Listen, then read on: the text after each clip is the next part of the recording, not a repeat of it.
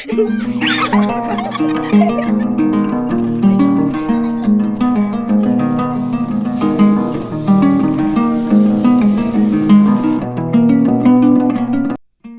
Friends, ഇന്ന് നമ്മളൊരു day in my ലൈഫാണ് ചെയ്യുന്നത്. തപ്പൂസ് എപ്പോഴും പറയും ഈ ഒരു ഡേ ഇൻ മൈ ലൈഫ് ചെയ്യുക, വീഡിയോസ് ചെയ്യുന്നൊക്കെ പറഞ്ഞുകൊണ്ടിരിക്കും. അപ്പം ഇന്ന് എന്തായാലും രാവിലെ അത് ചെയ്തിട്ട് തന്നെ കാര്യം എന്ന് പറഞ്ഞ് ഞാൻ ഇറങ്ങിയതാണ്. അപ്പം ഇന്നലെ നൈറ്റ് നല്ല മഴയായിരുന്നു. അപ്പം രാവിലെ എഴുന്നേറ്റപ്പോൾ തന്നെ മൊത്തത്തിൽ ഒരു മഞ്ഞും തണുപ്പും ഒക്കെ ഉണ്ട്. അപ്പം വാർക്കപ്പുറത്ത് നിന്നുള്ള കാഴ്ച നല്ല രസമാട്ടോ. മഞ്ഞൊക്കെ ഇങ്ങനെ മൂടി കെട്ടിക്കിടക്കുന്ന സൂപ്പർ കാഴ്ചയാണ് വാർക്കപ്പുറത്ത് നിന്ന് കാണുമ്പോഴത്തേന്.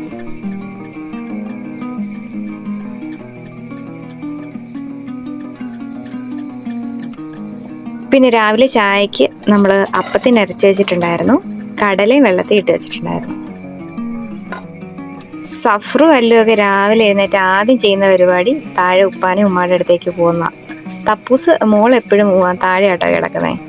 അല്ലും സഫറും ഉപ്പാനും ഉമ്മാനും കാണാൻ രാവിലെ പോകുന്നുണ്ട്. പോകുന്ന വഴിക്ക് അല്ലൂസ് എന്തോ സഫർ പറഞ്ഞ് ഇഷ്ടപ്പെടാഞ്ഞിട്ട് തിരിച്ചു വന്നു, പിന്നെ റിട്ടേൺ പോകുന്നുണ്ട്. രാവിലെ എഴുന്നേൽക്കുമ്പോൾ തുടങ്ങും അടി. ഡേ ഇൻ മൈ ലൈഫ് ചെയ്യുന്നതെന്ന് പറഞ്ഞപ്പോഴത്തേനും തപ്പൂസിനൊരു ഇച്ചിരി സന്തോഷമൊക്കെ ആയി. അപ്പം നേരെ ഞാൻ പാത്രം തേക്കുന്നൊക്കെ അടുത്തൊക്കെ വന്ന് നിൽക്കുന്നുണ്ടായിരുന്നു. അപ്പോഴേ ഞാൻ പറഞ്ഞു പോയി മുറ്റം തൂക്കടിയുന്നു. മുറ്റമൊക്കെ തൂത്ത് തന്നു. ഒരു കറക്കം കഴിഞ്ഞ് സഫറും എല്ലാം വന്ന് പല്ലൊക്കെ തേച്ച്.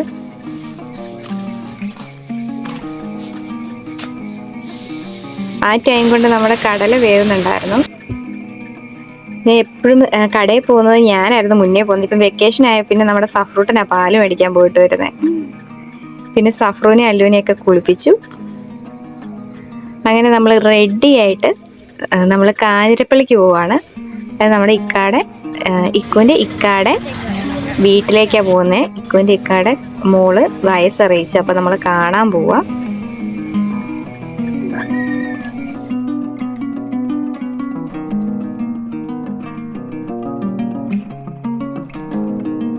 പിന്നെ നമ്മൾ നേരെ കാഞ്ഞിരപ്പള്ളി സ്റ്റാൻഡിൽ പോയി ഇറങ്ങിയിട്ട് അവിടെ SM സിൽക്സിലാണ് കയറിയത്. അപ്പം അവൾക്ക് എന്തെങ്കിലും ഡ്രസ്സ് എടുക്കണമായിരുന്നു. അപ്പം നമ്മളൊരു ജീൻസും ടോപ്പും എടുത്തു.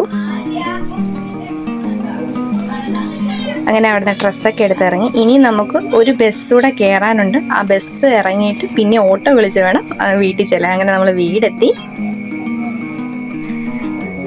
ഇതാണ് നമ്മുടെ സുന്ദരി പെണ്ണ്. ഇവിടെ വന്നു കഴിഞ്ഞാൽ മെയിൻ പരിപാടി പിള്ളേരുടെ എന്ന് പറഞ്ഞാൽ സൈക്കിള് ഓട്ടിച്ച് ഇല്ലെങ്കിൽ ആ തോട്ടിപ്പോക്ക്. അതാണ് മെയിൻ പരിപാടി. പിള്ളേരൊക്കെ ഭയങ്കര കളിയും ചിരിയും ഒന്നും പറയണ്ട. പിന്നെ നമ്മൾ കുറച്ച് മൽബറിയൊക്കെ പറിച്ചു. എനിക്ക് നല്ല റെഡ് കളറിൽ ഒരുപാടുണ്ടായിരുന്നു കേട്ടോ. പിന്നെ പിള്ളേരെല്ലാവരും തോട്ടിലിറങ്ങുന്ന തിരക്കിലായിരുന്നു. ഡ്രസ്സൊക്കെ നനയ്ക്കരുതെന്ന് ഞാൻ പറയുന്നുണ്ട്, ആര് കേൾക്കാൻ.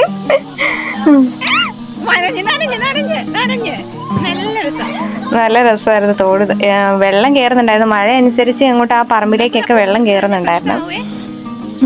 പിന്നെ എല്ലാവരും കൂടെ എന്നെ തള്ളിവിടാനുള്ള തിരക്കിലായിരുന്നു. ഇപ്പോൾ കുറച്ച് ദിവസമായിട്ട് മഴ ആയതുകൊണ്ട് നല്ല തണുത്ത വെള്ളമായിരുന്നേ. പിള്ളേരെന്നെ ഉരുട്ടി ഇട്ടേനെ. സഫ്രൂട്ടൻ അതിൻ്റെ അതിലേക്ക് അതിലെ സൈക്കിളെ ഊട്ടി ചെയ്യാം. നല്ല ഭംഗിയുള്ള സ്ഥലം കേട്ടോ.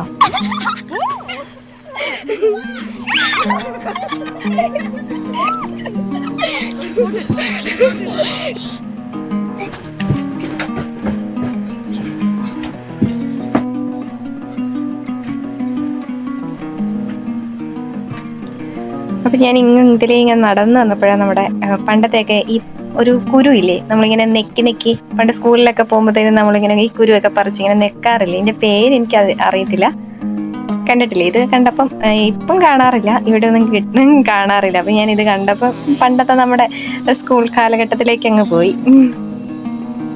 ഇതിനകത്തൊരു കുരുവുണ്ട്, അതിങ്ങനെ നമ്മൾ നെക്കി കളിക്കുമായിരുന്നു പണ്ട്. പിന്നെ എല്ലാ പിള്ളേരും കൂടിയപ്പോൾ ഒന്നും പറയണ്ട, ഫുള്ള് ബഹളമായിരുന്നു. പിന്നെ ഇക്കു വന്നു, ഞങ്ങളെല്ലാവരും ഫുഡ് കഴിച്ചു. നല്ല ബീഫ് ബിരിയാണി ആയിരുന്നു. അതിനുശേഷം നമ്മൾ അവിടെ നിന്ന് ഇറങ്ങി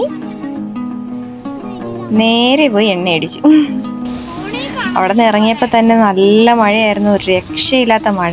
കുറച്ച് ദൂരം അങ്ങ് ഒരു ഏറ്റുമാനൂരൊക്കെ കഴിഞ്ഞപ്പോഴാണ് ഒന്ന് മഴയൊക്കെ മാറിയത്.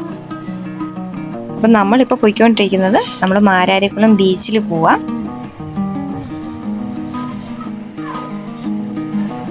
നമ്മളങ്ങനെ ബീച്ചെത്തി. നല്ല തിരക്കായിരുന്നു കേട്ടോ. അതുപോലെ ഈ മഴ കാരണം തിരമാലയൊക്കെ നന്നായിട്ട് അടിച്ച് കയറി വരുന്നുണ്ടായിരുന്നു. അതുകൊണ്ട് പിള്ളേരെ ഒന്നും അധികം ഇറക്കിയില്ല, അവരിറക്കാൻ സമ്മതിക്കുന്നില്ലായിരുന്നു.